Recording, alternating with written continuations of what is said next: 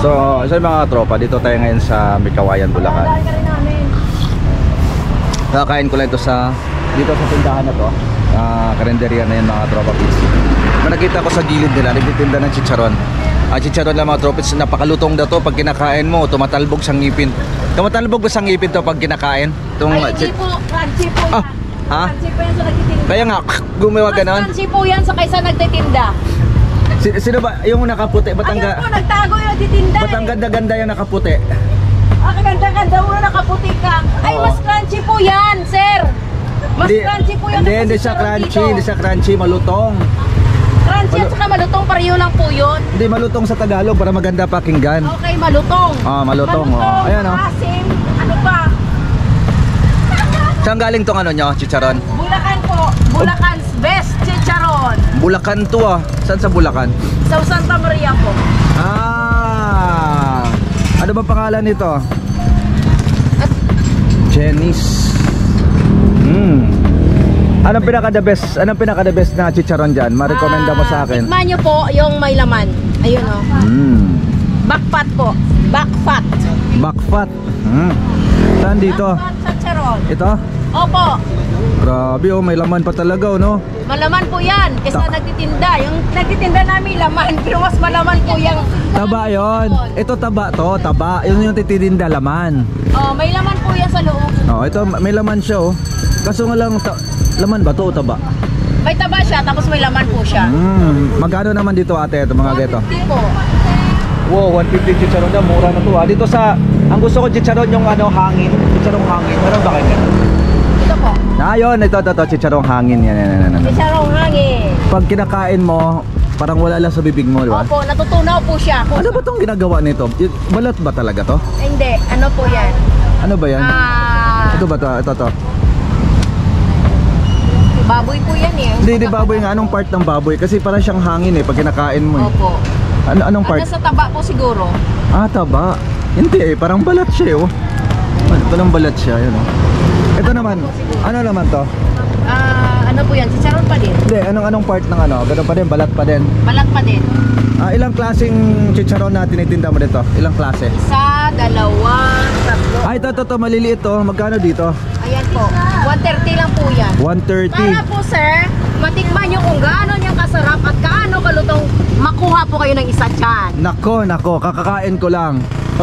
Bukas na lang, pagdaan ko bukas. Babalik po kayo ha. Kumakain naman ako lagi dyan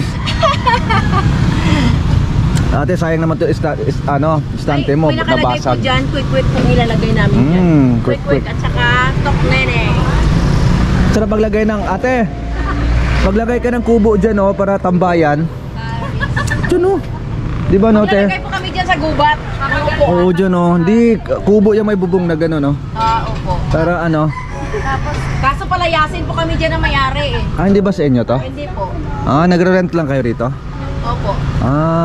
Kaya pala.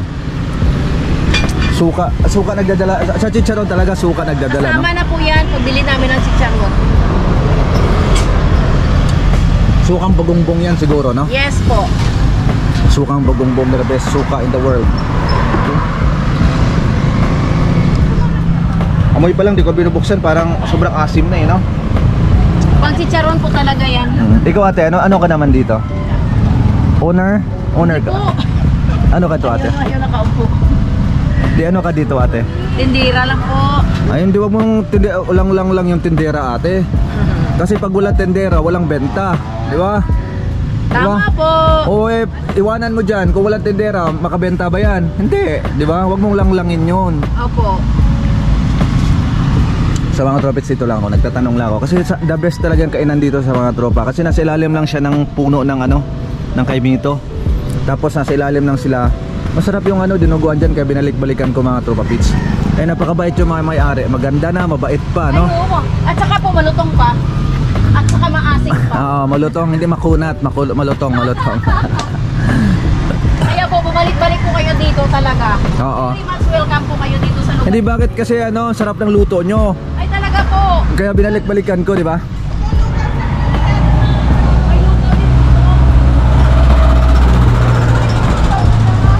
Di ko pa na-try. Tindera po namin na napakabata. Isang lugaw. Uy, Saan? Ah, ito lugawan. Lugawan pala to. Oo.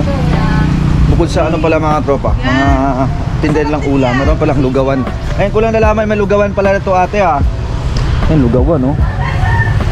Ate, pwede tingnan yung lugaw mo? Pwede tingnan yung lugaw mo ate? Pataas daw ate, ayaw kong buksan baka may malaglagan ng dumi eh. Anong sahog dyan ate sa lugaw mo? May isaw, tuwalya. Isaw, tuwalya. Pag bumili ka ng special, mayroong tuwalya dyan sa... Hindi, mayroon na yung tuwalya sa loob, parang gano'n. Automatic Pero na... binukod ko kasi natutunaw eh. yung natutunaw ba yun? Ito tuwalya. Natutunaw daw yung tuwalya mga tropa, kaya binubukod niya. So pag bumili ka ng special, mayroon na siyang tuwalya. Lahat po ng laman may... Magkano naman yung tuwalya ate? Pag bumibili ka naman... lugaw na may tuwalya, magkano naman? 45. Mura ate. Mura ate. Tapos yung suka pa nagdadala rito eh. Ito. Yung suka na to ate, kailang gumagawa. Kumakain ako lagi dyan, di ko nakita tong lugawan mo. Meron pala nagtatago dito. Mas nauna tong lugawan mo kaysa sa kanila. Adi, magkasabay lang po. Pero sila, ibang may-ari dati dyan. Alam mo ba ate kung bakit ako napunta rito? Kasi dati si kuya nagtitinda ng ano dyan, ng yung mami. Wala na si kuya. Parang iba na yung mayari. Saan ba si kuya? Ano na lang. Nagtrabaho na? Kaya ako nagpabalik-balik dito kasi dahil nasarapan ako sa tinda ni kuya na yung mami niya. Malapot kasing sabaw eh. Yung ibang mami kasi balabnaw. Ito, kanino naman tong dito ate? Yung may-ari nitong bago na aman. Sino may-ari? Yung may-ari nito, anak. Kumaga tatay dito. Ay, tatay ang may-ari nito. Yung anak dito. Okay. Yung may-ari pala ng kalderohan mga katropa, yung tatay. Yung may-ari ng kainan dito, yung anak. Alam ko na. Tapos ito yung, may tukot baboy ka rin pala ate, no? May tukot baboy, lechon kawali. Ano yung lechon kawali yun ate? Bulaklak. Yung bulaklak saan yan? Pang sahog din sa lugaw? Sa lugaw? Kumaga ulam. So yun pala mga tropits, pag walang ganito, parang hindi mo mararamdaman yung sarap ng lugaw pag walang mga yung mga ito, mga Bisaya pud ko. Sa kuan may akong mama, akong papa Cebu. Sa lapad. Kumbaga napadpad lang din dito. Yung family mo. 7 years naman siguro pa. Yung mister mo, kayo din takatuwang dito sa negosyo sa lugawan. Siya nagluluto, nagtitimpla. Hindi sa akin palugawan ng nagtitinda ko ng chicharon dyan sa gilid-gilid. Chicharon talaga. Ever since hindi talaga lugaw pala. Ano lang to, pag simula dito na nabuksan to ito. Sa likuran. Parang muusok. Ano lang yan, lutuan ng banana cue. Sa negosyo naman talaga ate, kailangan matyaga ka talaga no? Pag hindi ka matyaga, kasi yung iba kasi nagtatry lang ng business tapos wala na, iniiwan na nila no? So wala silang nagsasawa kaagad. Hindi, sa tingin nila, kumbaga hindi sila, ang negosyo kasi parang sugal. Yes, correct, tama. Pag hindi kumikita, bibitaw na. Kumikita sa isang araw. Bibitaw na. Totoo naman yun. Totoo yun. Sabihin na, malugi ako, hindi ka pa nga nag-try. Dito, ang negosyo up and down. Kumbaga hindi laging pasko. Panalo. Kumbaga may talaga siya. Mo talaga, i-work out mo talaga para doon mo makikita kung kumikita ka ba o hindi. Kasi kung sumusuko ka lang, hindi pa nababawi yung mo. Talo ka. Talo ka talaga. Kaya ang negosyo, sugal talaga.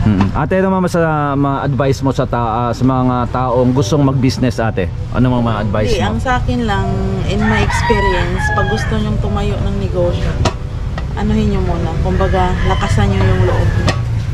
Kasi sa negosyo, hindi laging fiesta, hindi laging Pasko na kumikita ka lang ng kumikita. May time din na may struggle ang negosyo. Yes, tama. Kaya nga yung iba na magsasarado, mag-file ng bankruptcy kasi hindi nila naintindihan, hindi nila kumbaga, hindi nila na-prepare yung sarili nila na mayroon palang ganyan na maging bumaba pa talaga yung Kumbaga, ang pinaka-worst yung negosyo mo na galing sa utang. Yun. Kasi yung kita mo sana, imbis sa sana sa pandagdag mo na sa mo puhunan, mapupunta sa utang.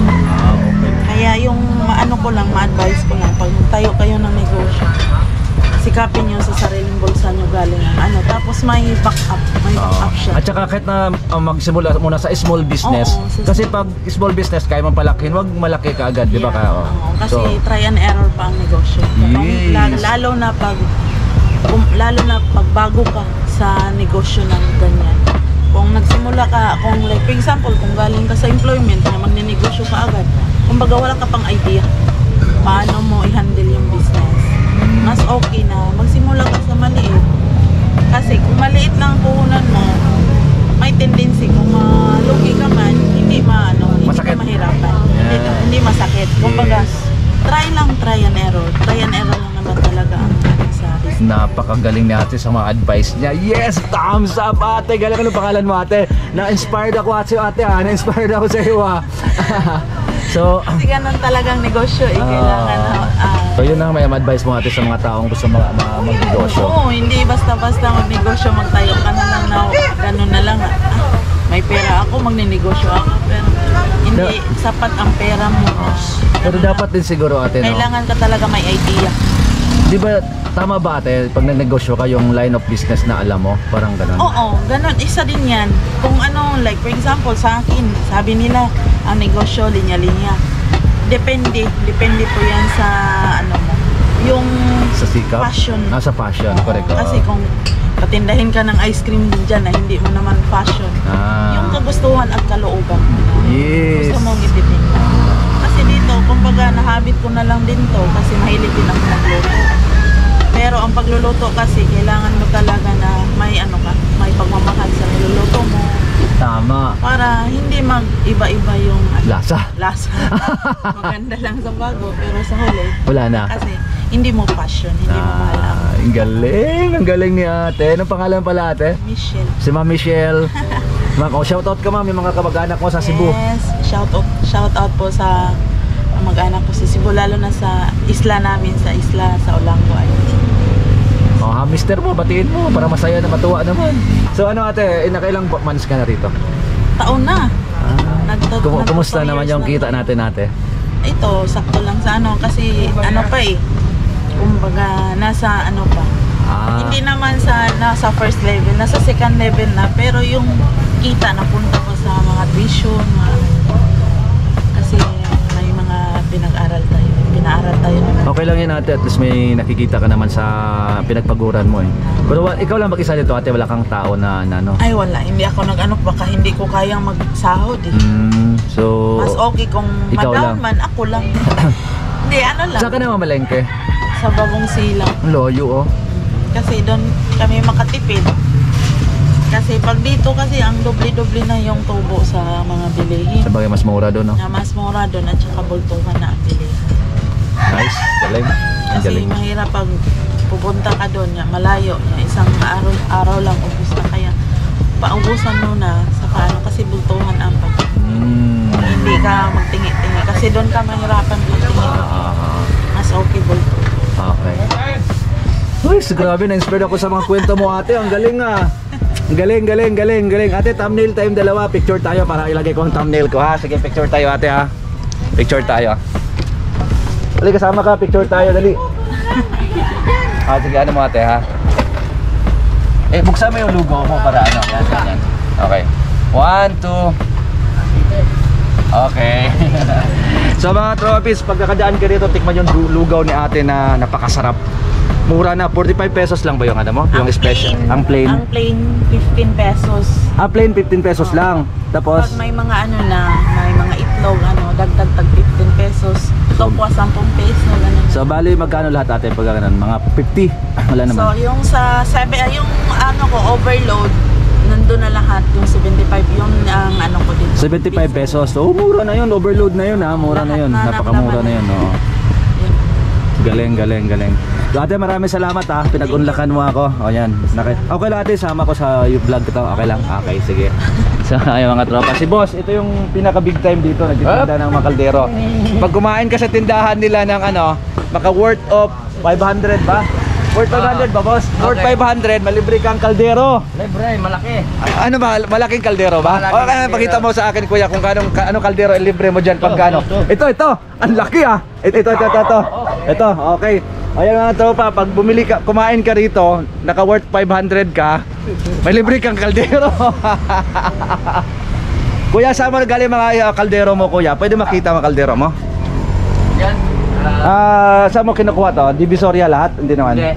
May ano ka? Mayroon kang kinukuhanan talaga. So, kuya, may nakita kong malaking panandok. Saan naman gamitin to? Ba't ang laki niyan? Ito sa mga lugaw. Ito, hindi kuya, ito. Ba't ang haba niya? Sa lugaw yan. Oh, sa lugaw pala yan, oo. Wala. So, yung mga tropa beats yan. Kapulitan lang ako. So, pag bumili ka ng paano daw dyan, worth 500. May kasamang kaldero. Yan, paalam nito kay ate. Ate, basta ako. Salamat sa pagkain ha. Pag kumakain ako dito mga tropa, libre. Kaya dito ako kumakain lang. Di ba libre ba ako? Ate, no? Libreng sabaw po. Libreng sabaw pala. Sabaw, maraming sabaw. Maraming sabaw. Ate, wala kang batiin? Bati ka na ate oh. May batiin ka. Binabati ko po Tingin sa camera po. Sige. tingin talaga. Sige po. Go. Sabihin mo, bumili Binabati ko po ang lahat na taga Bulakenyo. Ayan. Pag Bulakenyo, guwapo. Pag Bulakenyo, guwapo. Pag Bulakenya, guwapa. Pag Bulakenya, guwapa. Totoo ba yon? At pinagmamalaki po ng taga Bulacan ang aming crunchy na malutong na chicharon. We, di nga. Totoo yun, kuya? Totoo yun. Totoo yun. Subukan niyo po. Totoo yun? Opo. Bigyan mo ko isang ganun lang, isang ganun. Ay, wala. Hindi po mababawasan. Ay, joke lang. Bati ka na sa boyfriend mong masipag. Dali. Alis na ako. Bilisan mo. Taga dyan lang po yun. Taga dyan lang daw. Sige. Alis na ako. Bye-bye. Bye-bye. Bye-bye po. Uling ko, pumaputok-putok ko.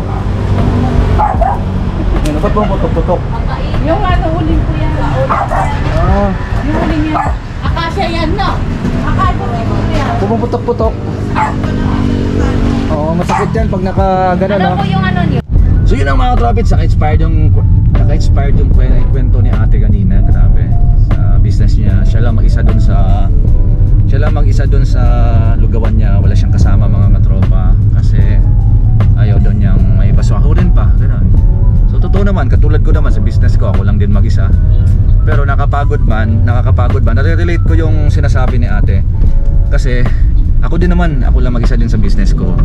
Kaya yun, nakakapagod kung isiping nakakapagod. Pero ang iniisip mo na lang kung paano ka kikita sa araw-araw mga katropa.